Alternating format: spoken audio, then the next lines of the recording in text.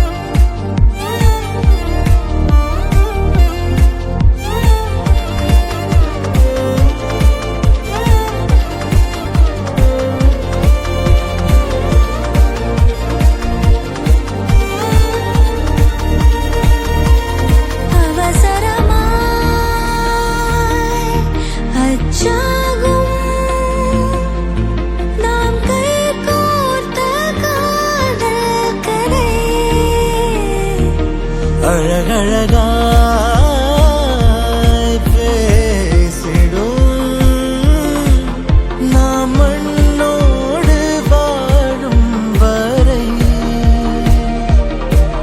உன்மேல் சட்டை வாசம் என் மூச்சோடு பேசும் பொய் பூசாத நேசங்களே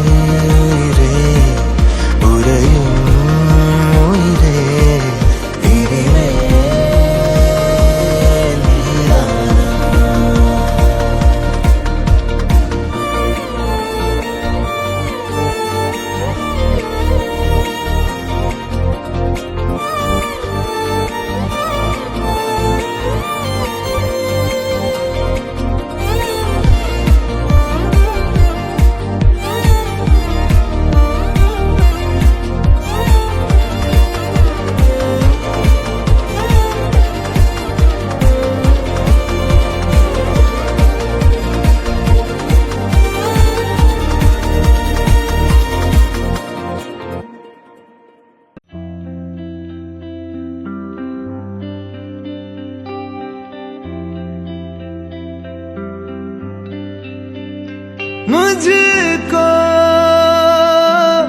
इतना बताए कोई कैसे तुझसे दिल ना लगाए कोई रब्बा ने तुझको बनाने में कर दी है हुस्न की खाली तिजोरियां काजल की सियाही से लिखी है तूने जाने कितनों की लव स्टोरियां केसरिया तेरा इश्क है पिया रंग जाऊं जो मैं हाथ लगाऊं दिन बीते सारा तेरी फिक्र में रैन सारी तेरी खैर बनाऊं केसरिया तेरा इश्क है पिया रंग जाऊं जो मैं हाथ लगाऊं दिन बीते सारा तेरी फिक्र में रैन सारी तेरी खैर मनाऊं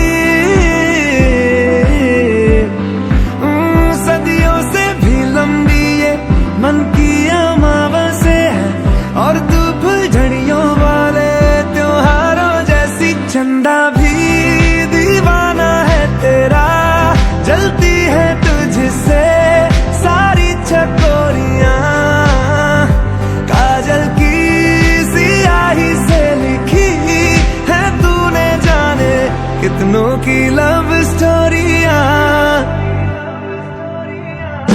केसरिया तेरा इश्क है पिया रंग जाऊं जो मैं हाथ लगाऊं दिन बीते सारा तेरी फिक्र में रैन सारी तेरी खैर मनाऊं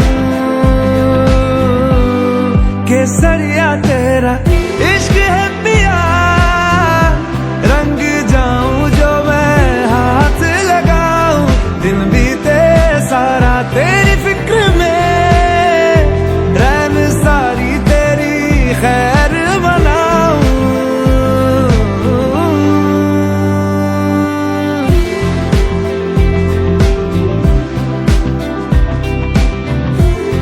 केसरिया तेरा इश्क है पिया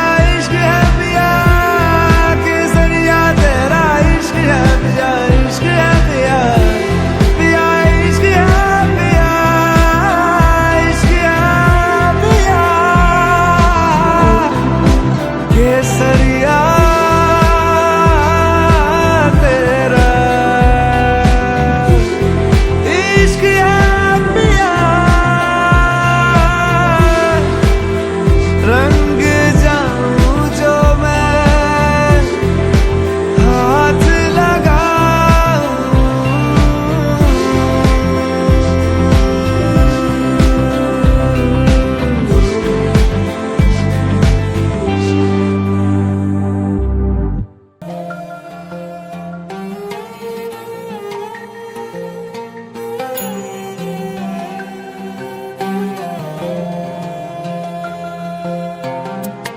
காதல் ஒரு விழியில் உன்னை காண என் நெஞ்ச முறையும் காமம் ஒரு விழியில் உன்னை காண என் தேகம் கரையும் காதில் இதழ் வைத்து உன் ஆசை நீ கூறினாலே பார்வை மழையாலே என் மார்பில் நீ தூரவே நெருப்பினில் அணிந்திடுவேனா உன் நடைப்பினில் எரிந்திடுவேனா சிறகுகள் விரித்திடுவேனா அந்த வான காதல் புரியா உரசலே உடல்களின் கோடை உன் விரல் தொட விலகுது ஆடை இரவிது விரகத்தின் மேடை அதில் நீயும் நானும் எரியா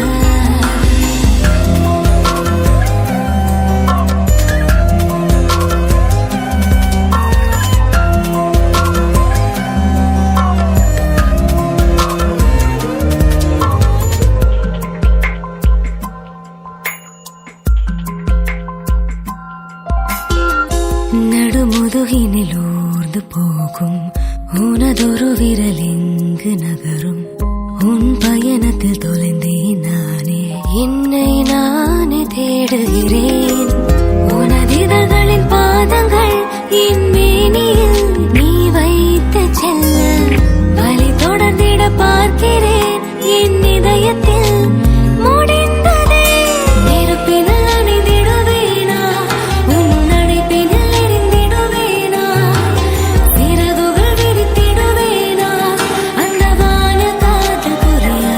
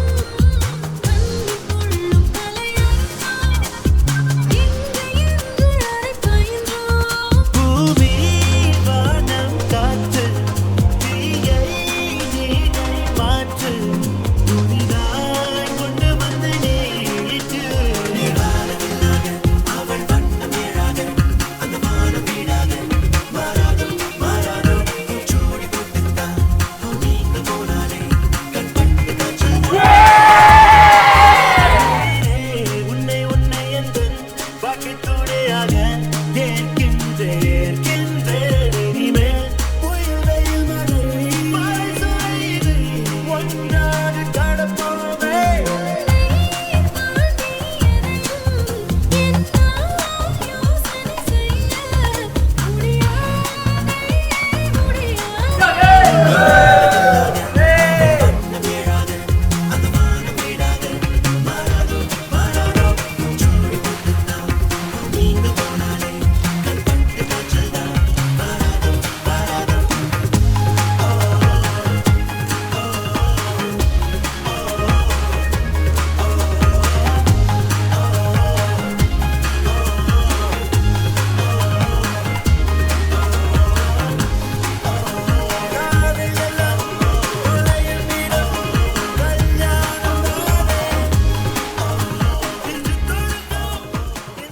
எங்கள் செட்டில் ஃபஸ்ட்டு மேரேஜ் ரொம்ப ஹாப்பியாக இருக்குது. யாருன்னா என்னோடய அக்கா கௌரி வினோலியா. ஸோ சின்ன வயசுலேருந்து பார்த்திங்கன்னா நாங்கள் அதிகமாக சண்டை போட்டுக்கிட்டே கிடையாது. எல்லாமே ரொம்ப ஃபன்னான விஷயங்களுக்காக மட்டும்தான் சண்டை போட்டிருக்கோம். ஹோல் ஃபேமிலியுமே அப்படி தான் இருப்போம். ஸோ நாங்கள் 5 பேர் 6 பேர் எல்லாருமே சேர்ந்து மொத்தமாகவே ஒரு வைபாக ஒரு எல்லாருமே ஒரு எந்த வரைக்கும் ஒரு காம்படிஷன் இல்லாத அளவுக்கு ஒருத்தர் விட்டு கொடுத்து தான் இருந்திருக்கோம் இது வரைக்குமே. ஸோ என்னோட ஒரு இன்சிடென்ட் சொல்லணுன்னா, நான் அக்கா வந்து 5 வயசாக இருக்கும்போது அவ்வளோ லவ் பண்ணியிருக்கேன். ஸோ ஒரு தடவை என்னை விட்டு போகும்போது அழுதுருக்காங்க அவளுக்காக. ஸோ திருப்பி இந்த மாதிரி ஒரு ஃபங்க்ஷன் இந்த ஈவெண்ட்டில் எங்கள் வீட்டில் இத்தனை வருஷம் இருந்திருக்கா, இப்போ திரும்பி இல்லை அப்படிங்கும்போது என்னால் அதை ஏற்றுக்க முடியல. But it's happy moment for me. It's லைஃபோட நெக்ஸ்ட் ஸ்டேஜ். ஸோ அது கிராஸ் பண்ணி தான் ஆகணும். ஸோ அதுக்காக நான் வந்து லைட்டாக எமோஷனலாக இருந்துச்சு. பட் லவ் ரொம்ப அதிகமாகவே இருந்துச்சு. ஸோ 2 பேரும் ஒன்று சேர்றாங்க. புதுசாக ஒருத்தர் ஃபேமிலியில் வராரு, எங்கள் ஃபேமிலிக்குள்ளே ஒருத்தர் புதுசாக வராரு. ஸோ அது எனக்கு இனிஷியலாக எப்படி இருக்கும் அப்படின்னு தெரியல. பட் அந்த ஃபீல் எனக்கு அவர் வந்து ரொம்ப கம்ஃபர்டபுளாக கொடுத்தாரு. ஸோ அரவிந்த் மாமான்னு சொன்னால் அவருக்கு பிடிக்காது, அண்ணான்னு சொல்லுவார். ரொம்ப வயசாகிடுச்சின்னு ஃபீல் பண்ண சொல்லுவார். பட் அவர் எனக்கு மாமா தான் எப்போவுமே. ஸோ அரவிந்த் மாமா ரொம்ப ஃப்ரெண்ட்லியாக, ரொம்ப கம்ஃபர்டபுளாக, ரொம்ப ஜாலியாக என்ன வேணாலும் கேட்கலாம், என்ன வேணாலும் பேச ஒரு ஃப்ரெண்ட் லைக்காக ட்ரீட் பண்ணார். என்ன மட்டும் இல்லை, என் ஹோல் ஃபேமிலி அப்படியே ட்ரீட் பண்ணியிருக்காரு. ஸோ ஆர்த்தி எடுத்தது கேர்ள்ஸாக இருந்தாலும் அவங்கக்கிட்ட டீலிங் பேசியிருந்தாலும் எங்களுக்கும் ஒரு டீலிங் இருக்கணும். அது கண்டிப்பாக இருக்கணும் எப்போவுமே. Thank you and love you so much both of you. Gauri வந்து எங்கள் வீட்டில் வந்து ஃபஸ்ட்டு பொண்ணு. நாங்கள் எல்லாருமே எப்படின்னா எப்போவுமே சின்ன வயசுலேருந்தே ஒரு ஃபங்க்ஷன் எல்லாத்துக்கும் ஒன்றாவே இருந்தது. அவள் இருந்தாலே அப்படியே ஒரு கலகலகலன்ட்டு இருக்கும். ஒரு 5 பேர் ஒரு கேங்காகவே தான் எப்போவுமே இருப்போம். ஸோ இப்போ வந்துட்டு அவளோட மேரேஜ் ரொம்ப நாளாக வெயிட் பண்ணி பார்த்துட்டு இருந்ததோடு நாங்கள் எக்ஸ்பெக்ட் பண்ணதை விட ரொம்ப அழகாகவே அவள் மேரேஜ் முடிஞ்சது. ரொம்ப சூப்பராக இருந்தது. அதில் கூஸ் பம்ப்ஸ்லாம் வந்து அந்த தாலி கட்டுற மொமெண்ட்டே ரொம்ப ஒரு கார்ஜியஸான ஒரு மொமெண்ட் மாதிரி இருந்தது. அரவிந்த் மாமா பார்த்திங்கன்னா அவங்க வந்துட்டு எங்கள் வைபு கூட செட் ஆகிற மாதிரி ஒருத்தர். ஃபஸ்ட்டு பார்த்த உடனே ஒரு நல்ல ஒரு ஃப்ரெண்டு மாதிரி வச்சு பார்த்தது. நல்லா டீலிங் எல்லாம் பேசியிருக்கோம். அவங்க 2 பேருக்கும் ஹாப்பி மேரிட் லைஃப்.